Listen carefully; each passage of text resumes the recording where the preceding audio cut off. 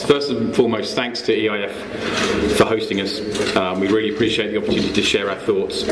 So, honourable members of Parliament and Dr. Trimmers, and distinguished guests, where I'd like to start is really how I look at information security and how the cyber threat landscape and information protection and information security has become of societal, political and industrial relevance today. We have seen an awful lot of change in the landscape. I've been with Symantec as an organisation for 10 to 12 years, and we have moved from people wanting to prove that they have the intellect to hack a system and leave a signature to people wanting to attack critical national infrastructure, for people to want to get financial gain by using data as a currency. So there's been a big change in the threat landscape, and we feel that the awareness of that now is at a point where it is affecting trust and confidence in people and their connected experience. So why do we think there's been such a big change, and why do you think it is society and politically driven for us to solve this? Well, without doubt, there's a greater awareness of risks because of the high-profile nature of the attacks. These attacks are at consumer level, small business level, they're at global enterprise level. You can look at CryptoLocker or Game Over Zeus recently. Ransomware affects an individual. We've had attacks such as Dragonfly that attack small businesses to use their supply chain and their connections to take down energy and utility companies. And then you have infrastructure-driven attacks such as Stuxnet, where, whether they be politically driven or state-sponsored, are there to deny a service or prevent people making the progress they want to in their national infrastructure. And as I say, this has led to a justified fear of how technology can be abused to violate our privacy and fundamental human rights. At Symantec, we live and breathe security. We have a mission and an aspirational mission, and we say we want to manage and protect an organisation or an individual or a government's information so they can go about achieving their daily and professional goals. It is a real consumer to boardroom discussion. Cybersecurity in the threat landscape and information protection can be discussion with your children around a kitchen table or in a boardroom with the CFO the very next day. I've experienced that myself. We see ourselves as a company which through its technology protects and makes available information in Europe every day and indeed globally. It is through our technology that we make sure that digital assets are not stolen and that privacy of our users is protected and enforced. Nevertheless, as we had a lot of good conversations this afternoon, we often speak about security in terms of the adversary. We speak about security in a way that sounds almost militant sometimes. Even inside Symantec, we get carried away focusing too much on threats, talking about attackers, multiple layers of defence, intelligence collection, real-time global response. It is for that reason that I think in this climate of heightened tensions and hyper-focus on security and privacy, we need to bring it back to basics. We need to bring it back to a language that the consumer, the business and politics understands. I try to think in terms of not just security, privacy and cyber defence. If I want to bring it back to a conversation that we can all relate to, it's information protection and information security. So why do we need to talk about information protection? Well, information is linked to people and individual rights such as privacy. That's the link. Because information lives in the critical infrastructure that is being attacked on a daily basis. It is information that generates value and enables economic growth and prosperity. Information is at the heart and the link across all of these. Ultimately, information protection is about understanding that we are protecting valuable information assets. It's a value we need to ensure we understand.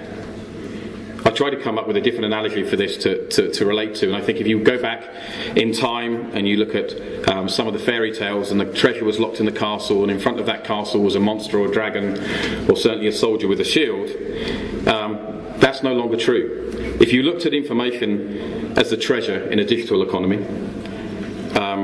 it's the individual, for instance, whose information is at risk.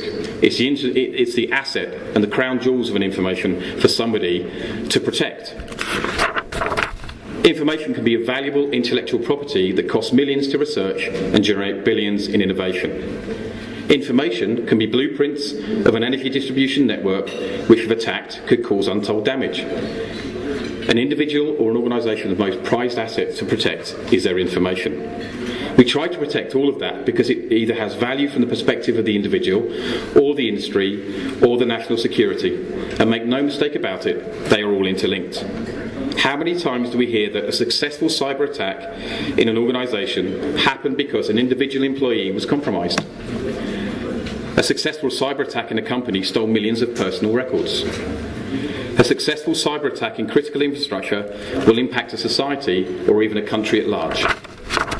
In the end, because of those linkages, whichever angle we take, be that individual privacy, critical infrastructure and national security, or the protection of confidential information, we end up at the same conclusion. It's about information protection. It's about protecting the real value different kind of information holds. What does that mean in practice? And I get this asked a lot. What does it mean in day-to-day practice, in day-to-day security operations? Well, first of all, it means that the old days of building a digital castle with a moat, Bailey and crocodiles inside of it, are now over, because the perimeter of defence has become elastic. The perimeter of security is no longer where it used to be.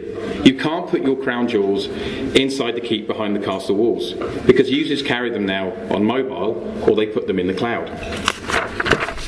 It also means that the focus of your protection and prioritisation shifts from systems, hardware and devices to information, identities and interactions.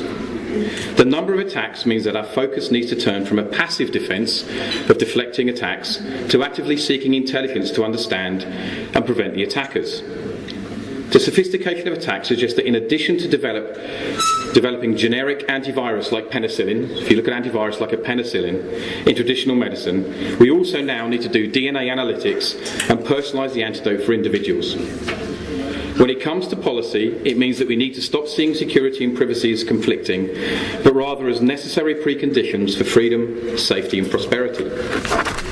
The different stakeholders need to work in partnership to secure the infrastructure, prevent abuses of data, whether from industry or from governments.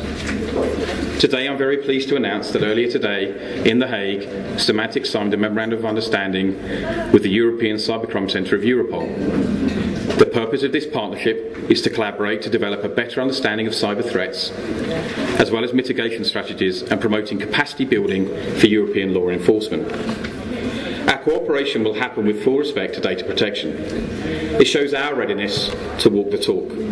It shows how much room there is for industry and government to jointly improve our defences, better protect our citizens and our valuable economic assets from threats such as cybercrime. Cooperation is important, but it's not enough. We also need balanced policies, including regulations where necessary, that acknowledge the value we are trying to defend. I am told that in Brussels, striking a balance between competing priorities as opposed to picking one policy angle and defending it to the bitter end is a difficult task.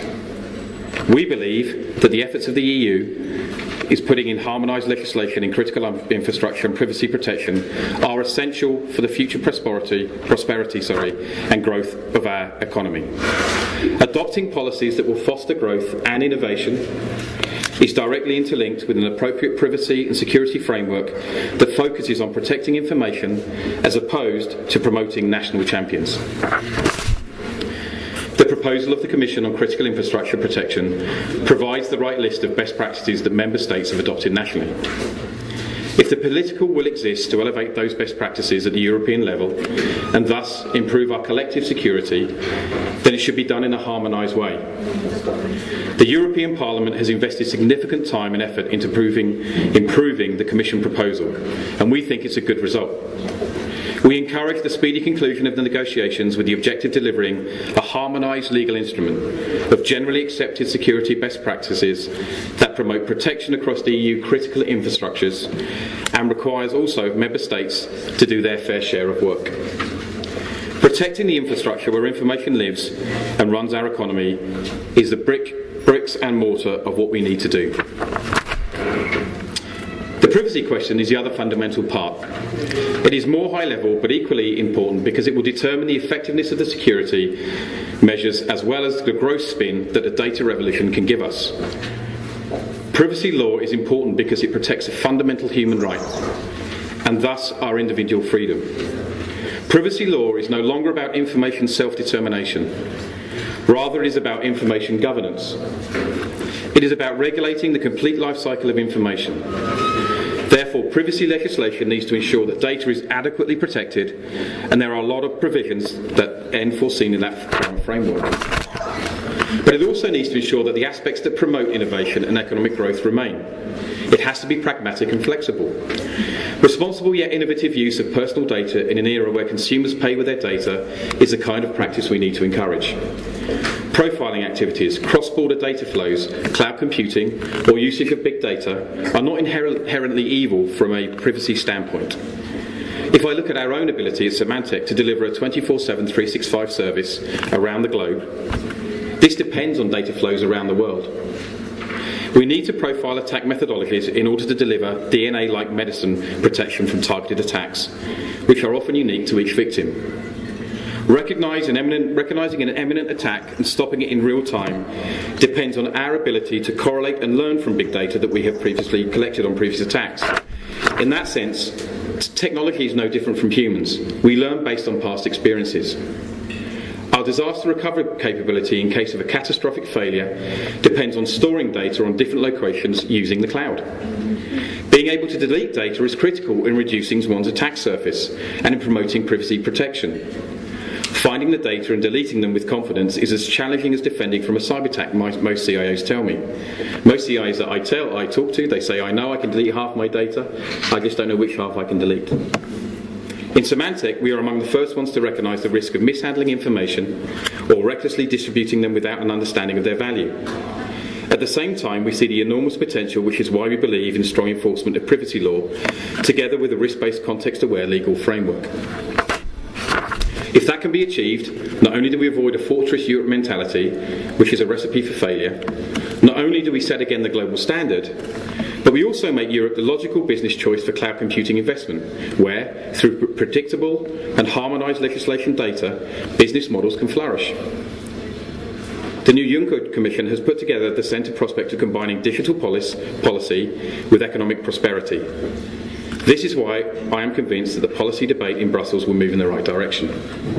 I think it is important to listen to the voice of European citizens who indicated with their votes that we need a more strategic Europe that focuses on adding value collectively and promoting growth. I am confident that all policymakers understand this message, and in the challenging geopolitical and economic environment, they see the central role information protection has to play. I am encouraged by the political directions that I understand President Juncker has given to the new Commission. The new Parliament comes with the right mindset, fresh from the elections and political dynamics that allow broader consensus building. From our end, Symantec will undertake some new research in the form of a report which will explore more in depth the broader issue of information protection. We will conduct surveys to understand better the views of the various stakeholders and their perceptions of these challenges, coupled with our own analysis of the threat landscape. I hope to be able to come back and present these to you when we finish these in February. So, ladies and gentlemen, distinguished guests, the opportunity to do great things is laid before us. Let's seize the day and let's protect information. Thank you.